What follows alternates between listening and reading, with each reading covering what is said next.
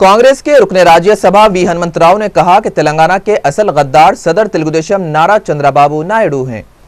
तेलंगाना के गद्दारों की फहरिस्त में नायडू के बाद वाईएस जगन मोहन रेड्डी और chief minister N Kiran Kumar Reddy का नाम आता है।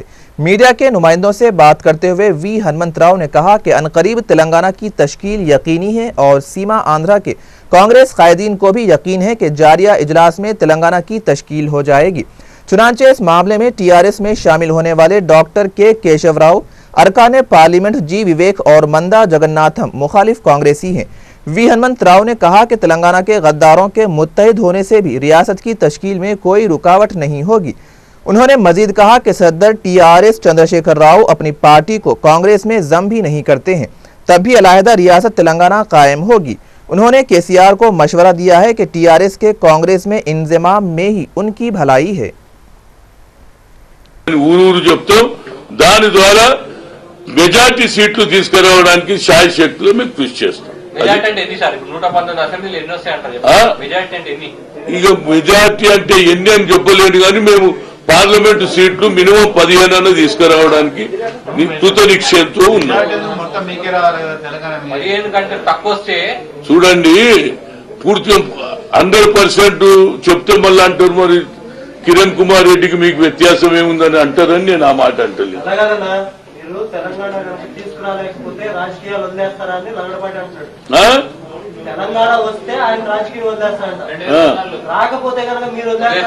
చూడండి, అది కూడా ఛాలెంజ్। హలో, తెలంగాణ వచ్చేది గ్యారెంటీ, ఆ తర్వాత లగడపాటి రోడ్డు మీద తిరిగేది గ్యారెంటీ। ఎందుకంటే మేము తెలంగాణ గ్యారెంటీ తెస్తాం బాబు। అదో తెలంగాణ ఇచ్చేసి ఇంకా ప్రజలను ఎందుకు మోసం చేస్తుందంటే నేను తప్పనిసరిగా రాజీనామా చేస్తా అని ప్రజలకు, రాయలసీమ ఆంధ్ర ప్రజలకు ఒక కాన్ఫిడెన్స్ క్రియేట్ చేయడానికి చేస్తున్నాడు, కానీ ఆయనకు కూడా తెలుసు తెలంగాణ వచ్చిందని। प्याज की कीमतें होलसेल मार्केट में तेजी से घटकर 9 रुपये फी किलोग्राम हो गई हैं। वाज़ेह है कि इस साल सितंबर में 56 रुपये फी किलो की आज़म तरीन कीमत से 80% की गिरावट है, जिसके सबब सरबराही में मुसलसल इजाफा है। वाज़ेह है कि अक्टूबर के चौथे हफ्ते के दौरान सप्लाई में किल्लत की वजह से प्याज की कीमतें आसमान को छूते हुए तकरीबन 100 रुपये फी किलो तक पहुँच गई थी। सिकंदराबाद जुबली बस स्टेशन में एक नौमौलूद लड़की की नाश की दस्तयाबी से मुसाफिरीन में तशवीश की लहर दौड़ गई। तफसीलात के मुताबिक सिकंदराबाद जुबली बस स्टेशन पर जुमा की सुबह एक नामालूम बैग की मौजूदगी से अवाम में सरासमीगी की लहर दौड़ गई। बताया जाता है कि मज़कूरा बस स्टेशन पर कई घंटों से एक लावारिस बैग पड़ा हुआ था, ताहम मुसाफिरीन के बैग को खोलकर देखने पर एक नौमौलूद लड़की की नाश दस्तयाब हुई। चुनांचे मुसाफिरीन ने फौरी इसकी इत्तला मुतल्लका पुलिस स्टेशन पर दी।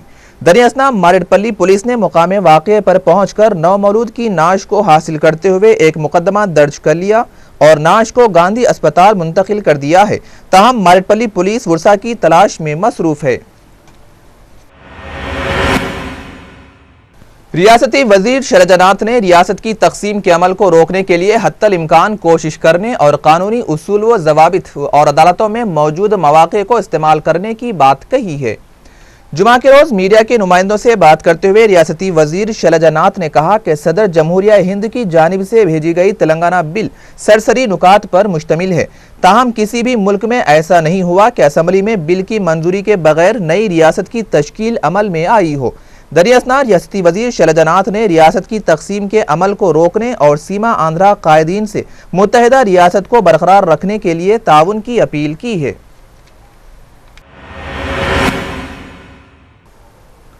आसाराम बापू के बेटे नारायण साई को एक मुकामी अदालत ने सूरत की एक लड़की की मुबैना इस्मत रेजी के मामले में 14 दिनों की अदालती तहवील में दे दिया है।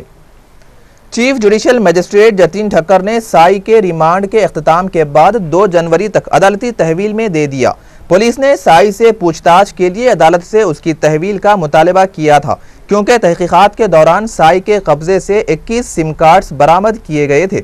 अलावा अजीम पुलिस इस बात की तहकीकात भी करना चाहती है कि साई के करीबी साथी के पास से जो 5 करोड़ रुपये जब्त किए गए हैं वो किन वसाइल से हासिल हुए। वाज़ेह है कि दिल्ली हरियाणा सरहद के करीब से 4 दिसंबर को साई और उसके 2 साथियों को दिल्ली पुलिस ने गिरफ्तार किया था। जबकि उसके दोनों साथी पहले ही अदालती तहवील में हैं। पाकिस्तानी गुलकार अदनान समी के लिए मजीद परेशान कुन सूरत हाल में मुंबई ने उन्हें हिदायत दी है कि वो उनकी साबिका शरीक हयात सबा के दायर करदा मुकदमे की तहकीकात करने वाले पुलिस अमले को फौरी अपना पासपोर्ट हवाले कर दें। वाज़ेह है कि अदनान समी की साबिका बीवी की दरख्वास्त की समाअत करते हुए जज ने अदनान समी को हिदायत दी कि वो तहकीकाती अहदेदारों को फौरी अपना पासपोर्ट हवाले कर दें। सबा का कहना है कि अदनान समी पेशगी जमानत की शराइत की तकमील नहीं कर रहे हैं।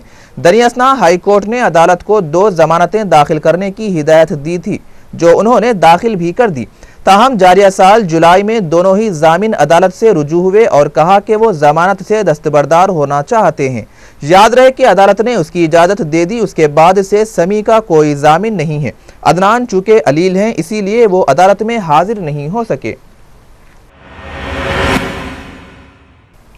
पाकिस्तान तहरीक इंसाफ के सरबराह इमरान खान ने कहा है कि इंसदादे पोलियो मुहिम की हिमायत पर धमकियों के बावजूद पोलियो मुहिम की हिमायत जारी रखेंगे और इससे पीछे नहीं हटेंगे।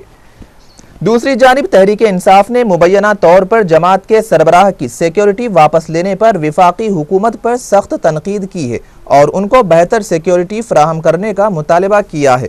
तहरीक इंसाफ के सरबराह इमरान खान ने इस्लामाबाद में एक तकरीब के दौरान उन्हें पोलियो मुहिम की हिमायत पर शिद्दत पसंद तंजीम की जानिब से मिलने वाली धमकी पर कहा कि वो पोलियो मुहिम की हिमायत से किसी सूरत पीछे नहीं हटेंगे और उसकी हिमायत जारी रखेंगे। इससे पहले तहरीक इंसाफ के सरबराह शफकत महमूद ने मीडिया से कहा कि इमरान खान इंसदादे पोलियो मुहिम में बदस्तूर फ़ाल किरदार अदा करते रहेंगे और इससे पीछे हटने का सवाल ही पैदा नहीं होता। शफकत महमूद ने कहा कि अफसोस की बात यह है कि बजाय सिक्योरिटी में इजाफा करने के हुकूमत ने इसी मौके पर इमरान खान की बनी गाला में वाक़े रिहाइश के अलावा उनके सफ़र के दौरान दी जाने वाली सिक्योरिटी भी वापस ले ली है। मुकामी ज़राए इब्लाग के मुताबिक तहरीक इंसाफ ने वज़ारत दाखिला से मुतालबा किया है कि इमरान खान की सिक्योरिटी में इजाफा किया जाए।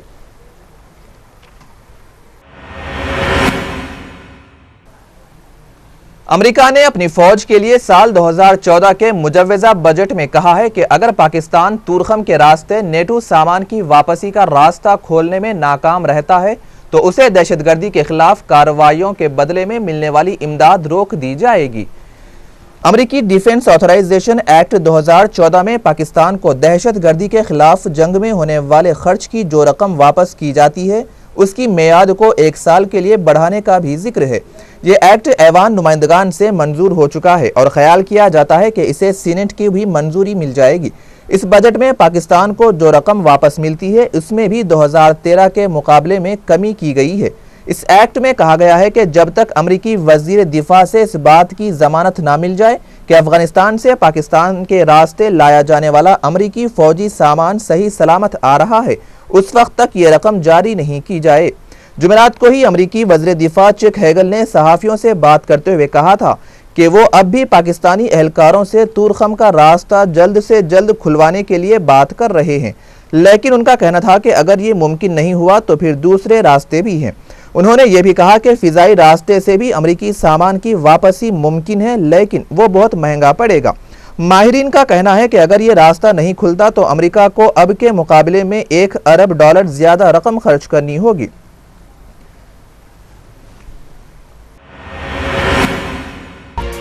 खबरनामे के इख्तिताम से कबल अहम खबरों पर दोबारा एक नजर।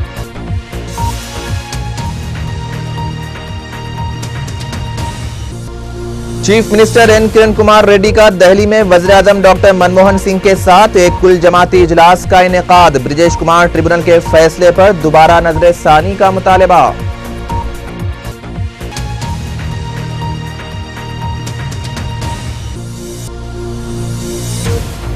रियासत की तकसीम को रोकने तमाम सियासी सीमा आंध्रा कायदीन से रियासती वजीर शैलजा नाथ की अपील।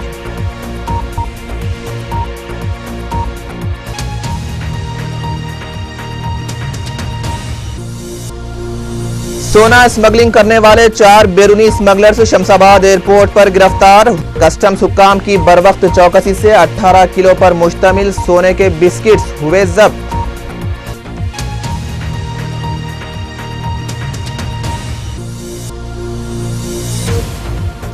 और बर्तानिया के दारुल हुकूमत लंदन में हादसा, थिएटर की छत गिरने से 80 अफराद हुए जख्मी।